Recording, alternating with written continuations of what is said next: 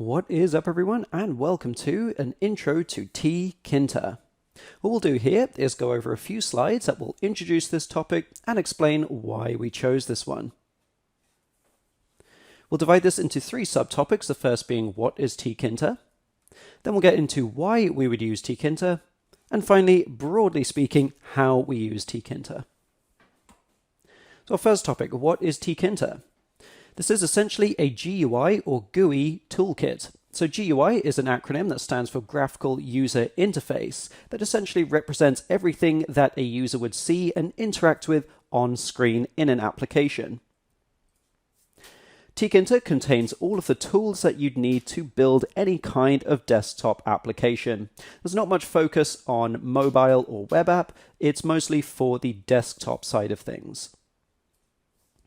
Some of the tools that Tkinter provides include widgets, event handlers, frames, and various other layout techniques, just to name a few. It really is a complete and all-encompassing package.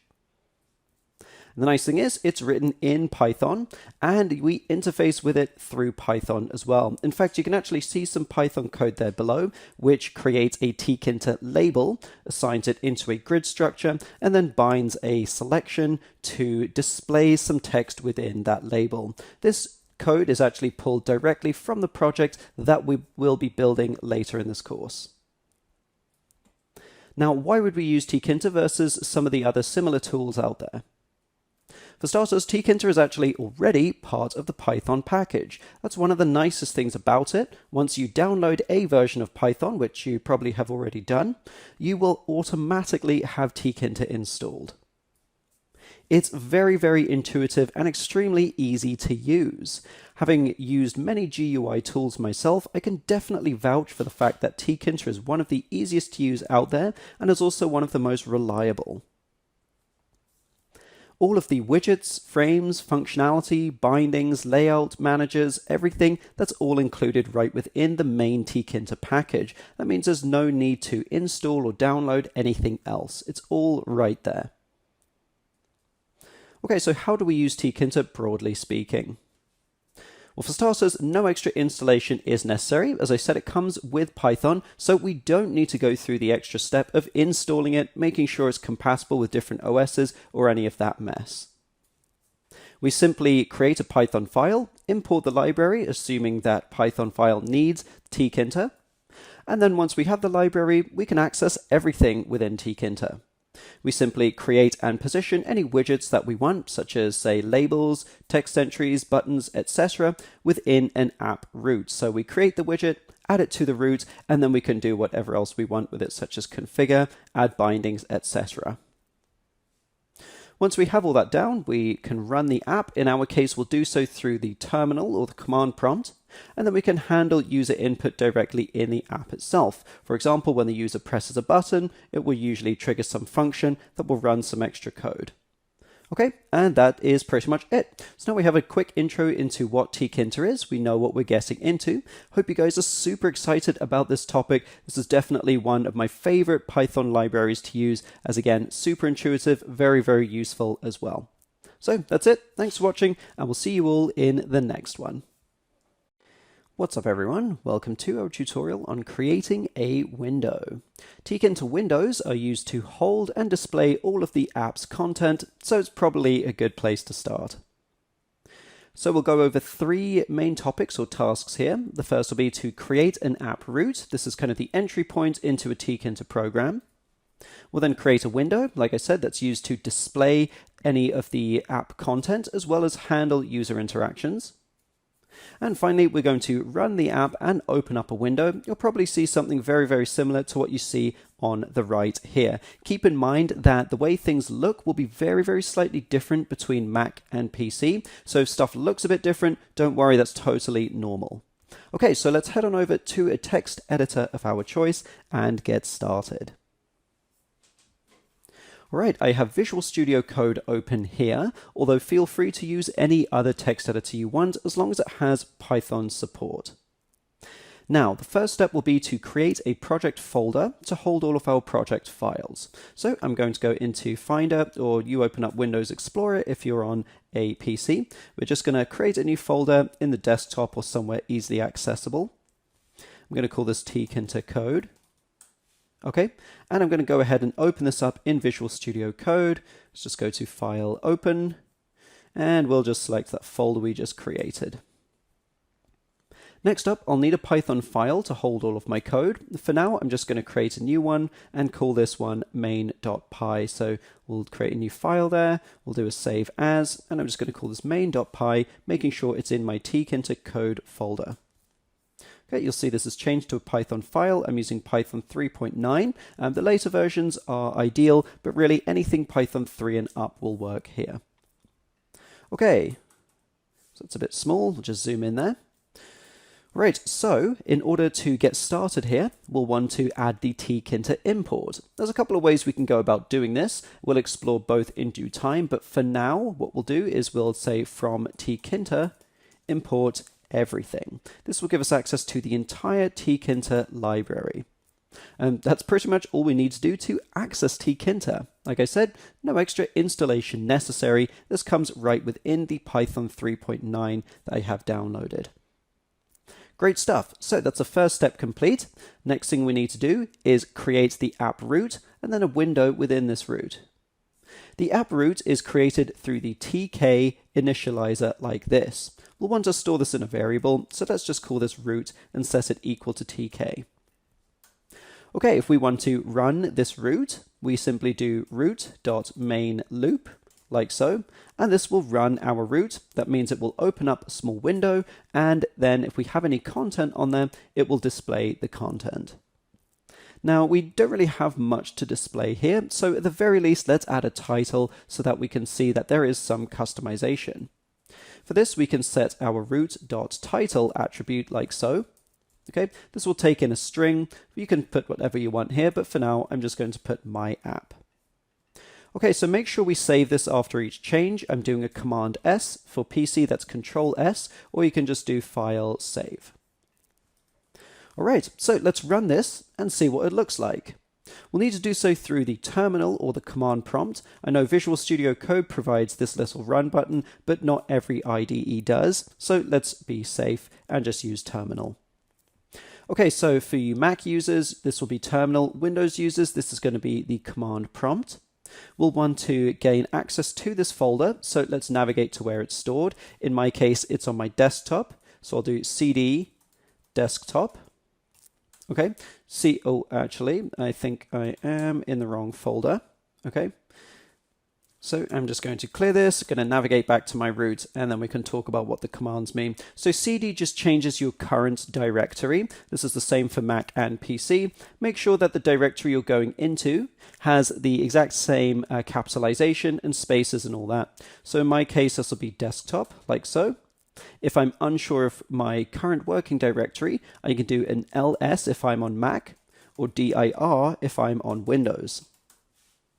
Okay, and this will give me a list of all the folders, directories, files, etc. in my current directory. Now I want to go into Tkinter code, so I'm going to do cd tkinter \space code, like so.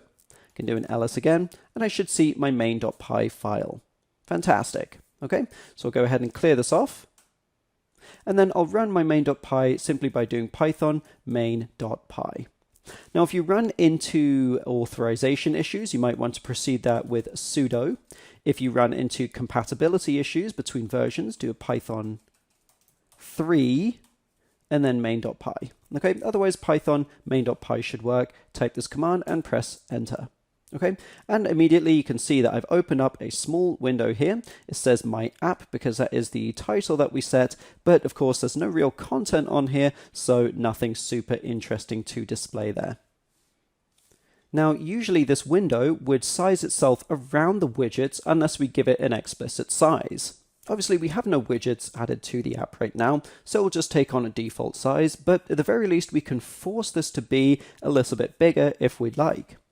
We can stop running this simply by clicking on the X here. Okay, so if we want to force this to have a specific size, what we can do is simply set the root.geometry, okay, which will take in a string that specifies the number of pixels wide by the number of pixels high. So it will look like something like this. If we want, let's say, 500 pixels wide by 400 pixels high, this is what we would do. Okay, so we'll give this a save again. We'll go back to terminal and we'll run it again. And now you can see that the window is a little bit bigger. Now this still allows for resizing. We can make this bigger or smaller, and that is totally fine. But if we want the app to have kind of like a maximum size, because it can be as big as a whole screen here, we can set the max size parameter like so. We can do root.max size. Let's say the biggest we want it to get is 1000 pixels wide by 800 high. Okay, so we do this, save. This is not a string. This is supposed to be a string. Okay, so note the differences there. Okay, we can go back to terminal, run it again. So it will start at the same size, but we'll see that we cannot make it any bigger. So past a certain point, we've reached the maximum size, and so we cannot make it any bigger. Especially useful when you have very size-specific content. Okay? Now keep in mind the way that the window will look and the amount of the screen it takes up based on these pixel values will change depending on A, the system you're using, Mac OS versus PC or versus Windows, and B, the size of your screen. So on a bigger screen, 500 by 400 will look a lot smaller than if it's on a smaller screen. So really, if stuff does look a little different from what you're seeing here, don't worry, that is totally normal. You're really not doing anything wrong. Okay, very good. So we know how to create an app root. We know how to create and open up a window, change the resizing a bit. The last thing that we want to do here is do a little bit of restructuring, because right now everything is in the global space, which is not really ideal. So what we'll do is we'll create a class to hold all of our content. I'm going to call this my app. Okay, I'm going to open up my initializer. Okay, which is going to take in self, and I'm going to pass in the root as well. This way what I can do is simply take all of this, okay, cut it, and paste it into my initializer. Let's make sure that the indentation is normal.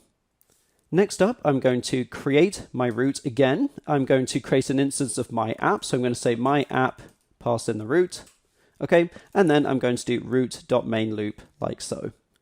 We don't need to store an instance of my app in a variable or anything like that. Essentially what this does, creates the root, creates an instance of my app, which will set the title geometry and will do all the widgets and stuff inside of this initializer later on as well. And then it runs the main loop on this particular root. So this is totally fine. If we give this a save, we go to terminal, we go ahead and run this again. Oops, should be here. Then we'll see exactly the same outcome. All right. So congratulations on running your very first Tkinter app. Now obviously this didn't do anything terribly exciting, so that's where the widgets come in handy. Over the next few sections we'll be exploring and adding various kinds of widgets to our project. But that's it for now. Thanks for watching, and we'll see you guys in the next one. Hello everyone, welcome to our tutorial on label widgets. In Tkinter, we use labels to display text or images within our apps, so we'll be using a lot of these moving forwards. We'll cover three main topics or three tasks here. The first will be to create and configure a basic label. Then we're going to add and position this label within our root. And then finally we're going to run the app to see the results. Chances are they'll look something pretty similar to what we see on the right there. There might be a little bit of sizing differences because when I created that I used some specific sizing techniques. But let's head on over to the code and get started. Okay, so last time we left off by creating our root. Then we initialized our window a little bit by giving it a title, a starting size and a max size, and then we ran it. Okay, so moving forwards, all of the widgets that we add to our app will be set in the initializer here, and we'll have the root as the parents, which means we'll all nest them under the root widget. Okay, so we'll just take a quick second to talk about what widgets are. In Tkinter, pretty much everything is a widget. In fact, the root is a kind of a widget. As you'll see, there's going to be a lot of similarities between the root and some other widgets we'll see in the future.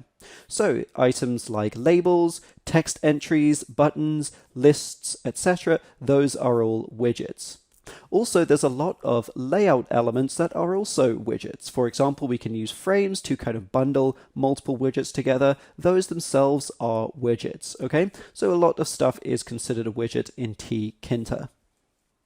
Labels are some of the simplest and most commonly used widgets, so we figured that would probably be a good place to start. Okay, so in order to create a label, we can actually either use the TTK library, which we're not really going to focus on in this course, or we can use the native Tkinter widgets. Like I said, I think the TTK is a bit beyond the scope of this course, so we'll ignore all of that, and we'll just go with basic Tkinter widgets. I just mentioned TTK because if you look up any tutorials or forums or anything like that, you will often see widgets like ttk dot and then whatever the widget name is. Okay, we're not going to focus on those. Okay, so in order to create a label, we do something like this. We do a label, capital L, okay, and then we need to pass in the root or the parent widget, which in this case is actually just the root. Okay, and then we can add whatever other attributes that we want in the initializer itself. And this will actually assign into a label variable like so.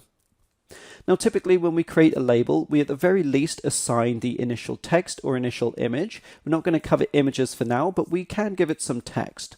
We can simply say text is equal to, and then some string that we want to put in here. So for example, let's just put some label text. Okay, like so. Okay, so we've created a label, capital L, like so. We've assigned it into this variable. When we create a label, as with every single other widget, we have to put in the parent or the root widget, and then we can put in the other attributes. Now, if we were to run this right now, we wouldn't actually see the label, even though we've clearly created it and assigned some text. And that's because we haven't even added it to the window or positioned it.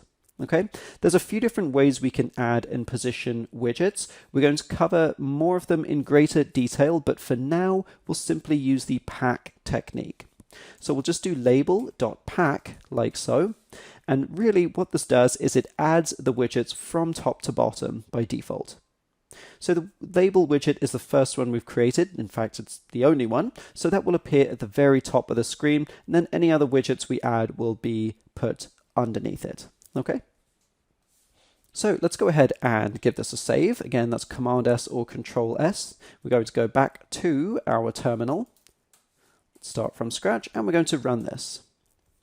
Okay, very cool. So now we can see that our window has popped open again. It has some label text within it. It's just right at the very top there.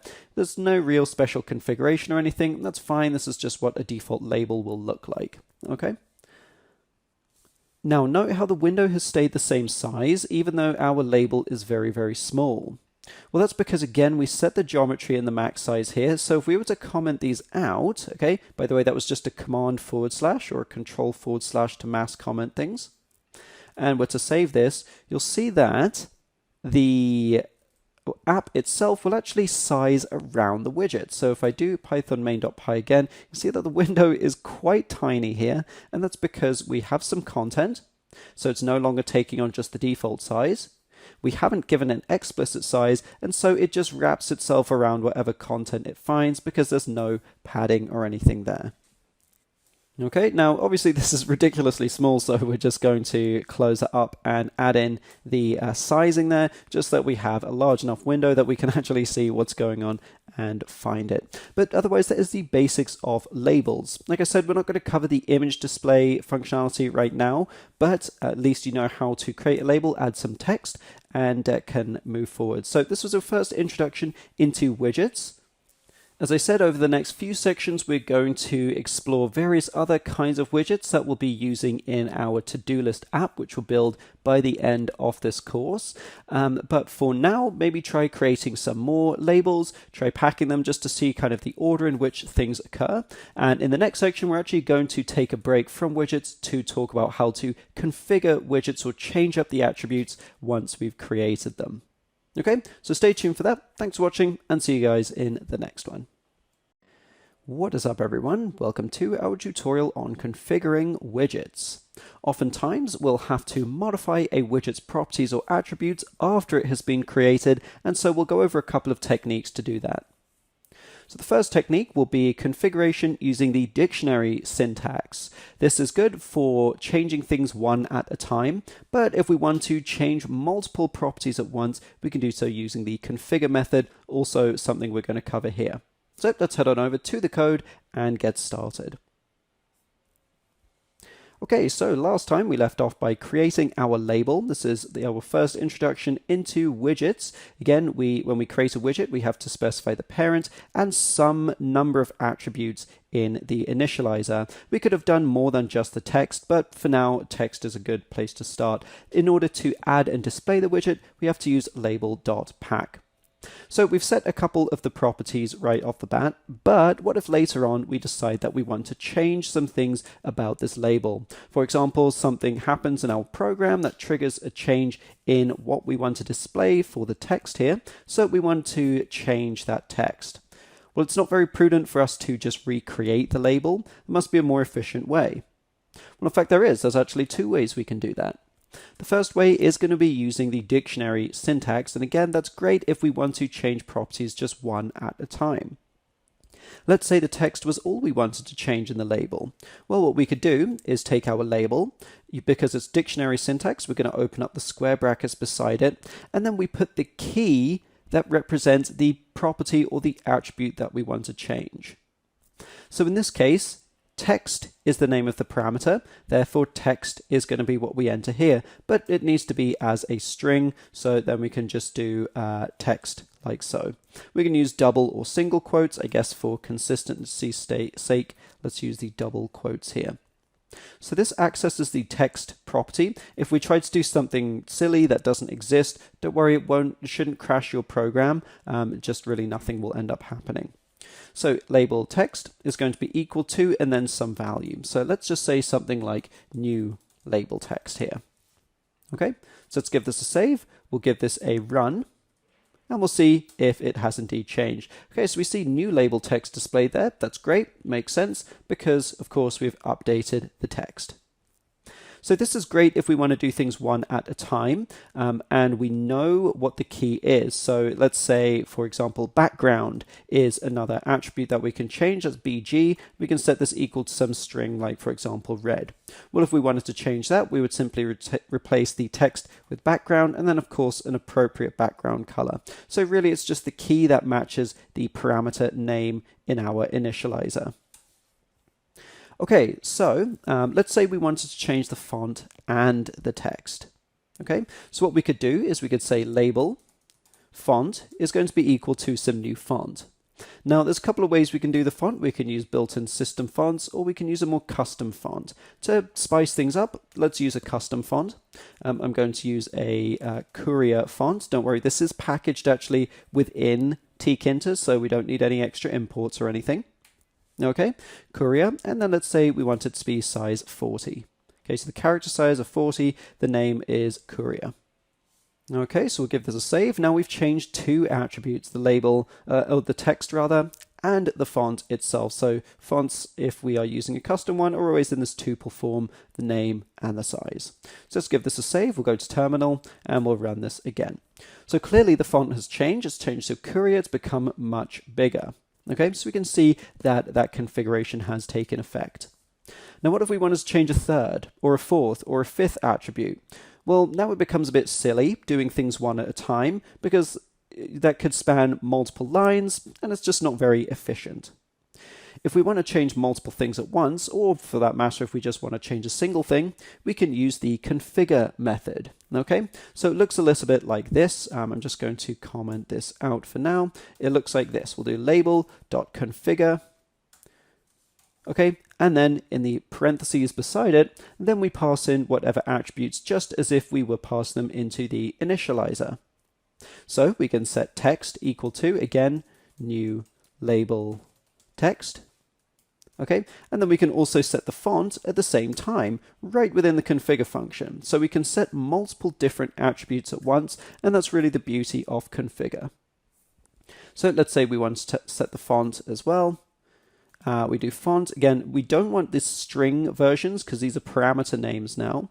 Okay, and then the font is, in our case, actually we could just copy this, save ourselves some time, and as long as the inputs are valid, and actually, you know what, let's go ahead and close it up to give ourselves more room to work with. As long as the inputs are valid and the parameter names are valid, this should work just fine. Just to see if there's a difference, let's actually make that a little bit smaller, and then we should be able to see a difference there. Okay, so clearly smaller, but the same font, and we have applied the new text. Okay, so that's pretty much all we wanted to cover here. I just wanted to make sure that you know how to update things through, again, the dictionary syntax or through the configure function, as we're going to be using perhaps a combination of these techniques in the tutorials to come. It's always important to know how to change your widget once you create it, because otherwise your app would look pretty boring and it would be just inefficient creating the same widgets over and over again. Okay, so that's it for now. Thanks for watching, and we'll see you all in the next section. What is up, everyone? Welcome to our tutorial on entry widgets. Entry widgets are essentially single-line text inputs and allow the user to input some text which we can then process. We're going to cover a few topics. The first will be, of course, creating and configuring this entry widget. Then we're going to add and position it. For now, again, just using the pack method. And finally, we're going to add some event handling to it. That means that's going to provide a way to process the text that the user inputs and then do something with it. It's actually extremely easy to do using Tkinter. You can see an example of an entry just to the right there. So let's head over to the code and get started. Okay, so last time we left off by configuring our label. We covered the dictionary method as well as the .configure method. So again, this is good for changing multiple things at once. This is good for one at a time, but of course both have their merits. Okay, so we're going to cover the entry widget. As we know, it's a way to take text input in from a user. This is specifically a single line of input. If you want multiple lines, there are other widgets that we can use. So the way in which we create an entry widget is just like a label, and pretty much like any other widget. We start with the name, so in this case let's just call this entry. It's going to be equal to an entry this time, so capital E, like so. And then the first thing we need to pass in is going to be the parent widget or the master widget. So this is just the root, like so. Now, unlike a label, we're not going to pass in some text here. Because with a label, when we passed in the text attribute or text property, that sets the text of the label. That's not usually the behavior we want with an entry. What we would want is to bind the text that is inputted into the entry to some variable, which we can then process. Okay? So what we'll do, what we'll use for that is going to be called a string variable, or string var for short. So we can call this something like entry text and set this equal to a string var like this. So string var is part of the Tkinter library. This is a native Python thing. And string variable, I'll call it string variable, is very special for a few reasons. First of all, it is used to hold whatever text is currently in entry. Second of all, we can actually bind it to multiple parts of the code, say multiple widgets, that will allow us to automatically update one widget when its value updates as well. Now, we'll see how powerful that is towards the end of this particular tutorial, but let's start by binding it to the text variable. So instead of text, we're actually going to use text variable like so, and we'll put in the entry text here. So again, this binds this string variable to our entry widget, which means that any time the user enters text into the entry, changes it in some way, so that means adds text, gets rid of text, highlights and deletes, etc. Anytime it changes, string variable will also change automatically. Okay, so it's very good. We can also manually get or change the value of this. So entry text, we can do the get method to retrieve whatever value it currently exists. And we can also use the set method with some new string value to change the value manually. Now, we won't be doing that in this particular tutorial, but we will see that this will be very useful later on in the course once we start building our app. Okay, so the last thing we need to do here is going to be to add it and position it. So we'll just use entry.pack. We have one widget already in existence, so this will simply stick that widget, this entry, right below the label widget. Okay, because packing by default goes top to bottom. Now, if we give this a save and we go ahead and run our code, Python main.py, okay, and we see our label from before, we can see the text entry has been added underneath. We can enter some text here, whatever we want. We could do numbers, letters, whatever. but nothing's really happening. And I mean, that makes sense. We have bound it to a string variable, but we're not doing anything with that string variable. So although the string variable is updating, for example, if I press A, string variable is now equal to A. B, it's now equal to A and B, now equal to ABC, and so on and so forth. But again, we're not doing anything with it. So why don't we see this in a demonstration of this in conjunction with the label. What we can actually do is also bind the string variable to the label so that any updates to the entry will automatically update our label as well. So I'm just going to stop running that for now. And if we want to add this binding, we can do so by setting the text variable property of our label. So why don't you go ahead and try to do that yourselves. I'll just give you a few seconds. If you want to pause the video and try it yourselves, now's a good time to do it. Okay, so I'm assuming that you are ready for a solution. Let's run through it together. So you can either use the dictionary syntax or the configure syntax, both are fine, but we're going to just use the dictionary to shake things up a bit. And I'm going to set the text variable attribute of my label equal to my entry text. Okay, so essentially this has now bound my string variable as well to the label. It doesn't get rid of this binding, it just adds another binding. So any update here will update it here. Any update here will also update it here. Okay, because it's all being fed through the string variable, and this is a very special kind of a variable which automatically updates.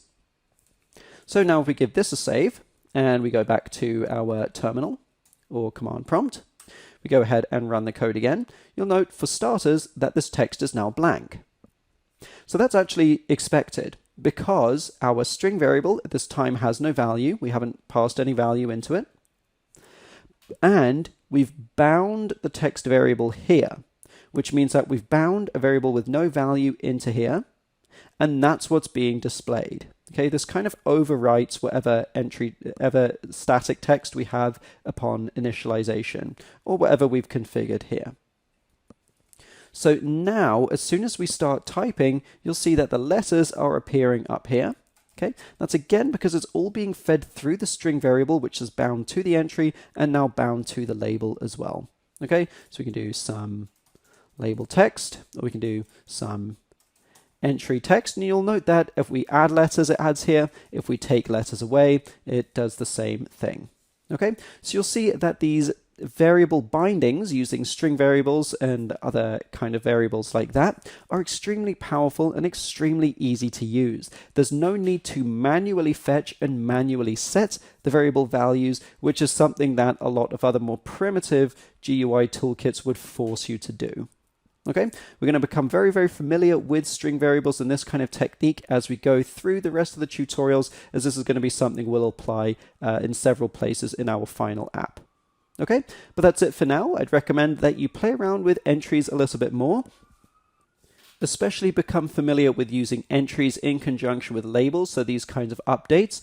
Work on maybe getting and setting your string variables manually, again using the .get and the .set methods, which we'll explore in greater detail later, and maybe try configuring as well. The way in which we configure entries is no different from the way in which we configure labels.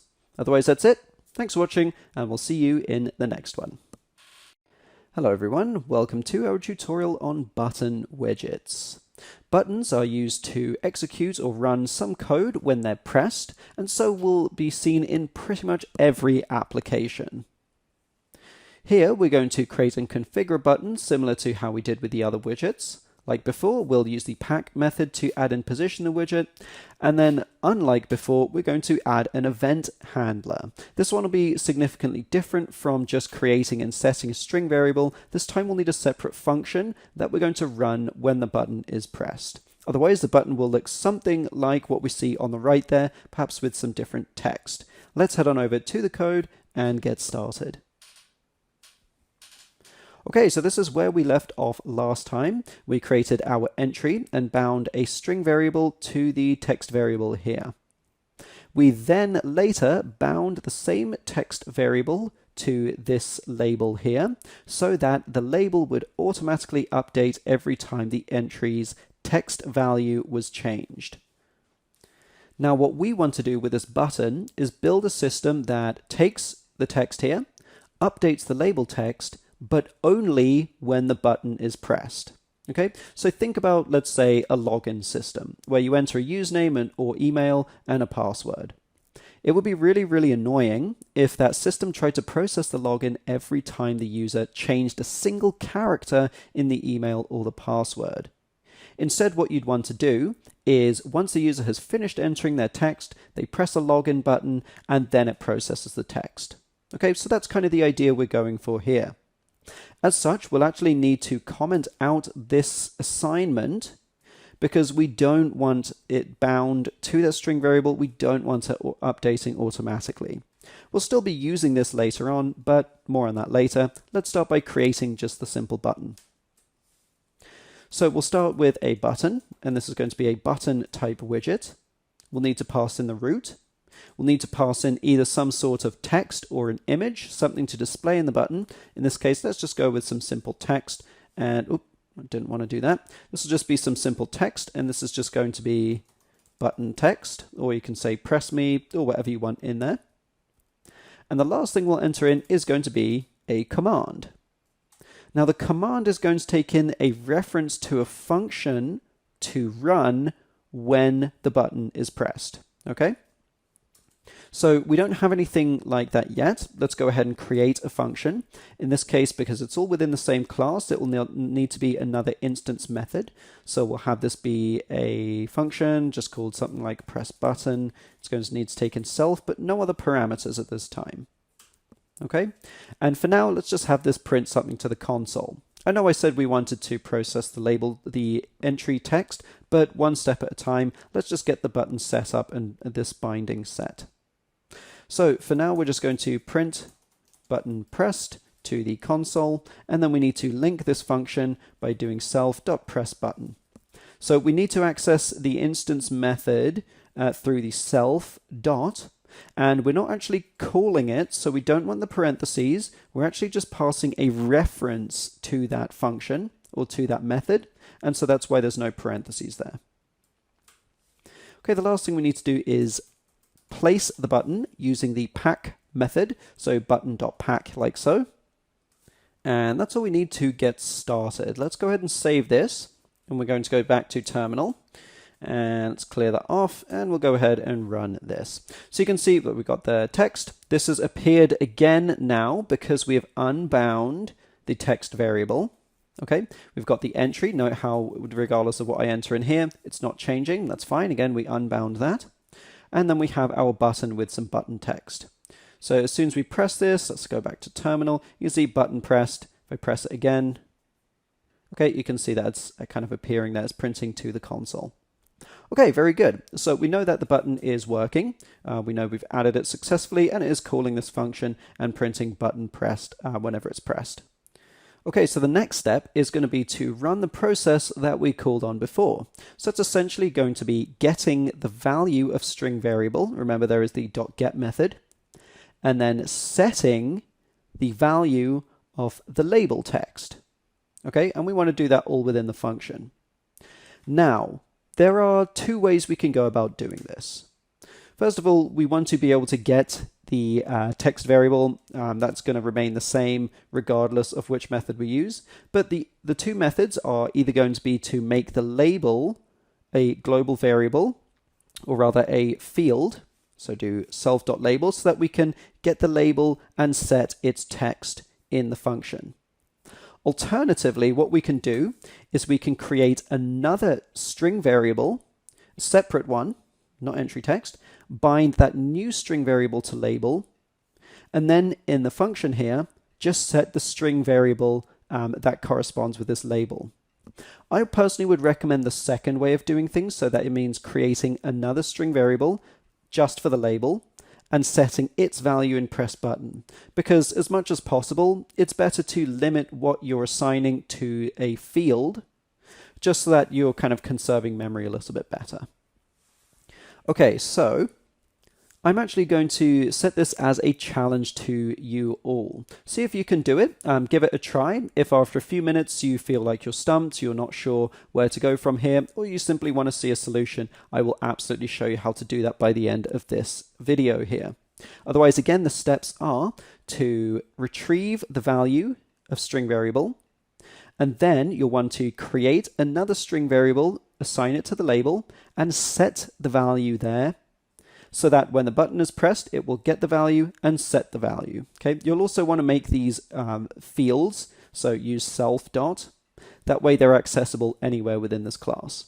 Okay, so give it a go, and I'll show you a solution in a few seconds. So if you need to pause the video, do so now.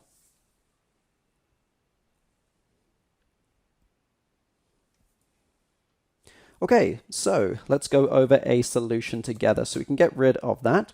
The first thing that we need to do, set self.entry is equal to the string variable, and then of course set the self.entry text there as well. Next, we're going to create another string variable and set it to the label. So we're going to call this self.labelText. Okay, it's equal to a new string variable. We can pretty much get rid of this text if we want, or we can leave it in. I'm just going to leave it in as a reference for you all. We're going to set the text variable here equal to self.labelText. Okay, very good.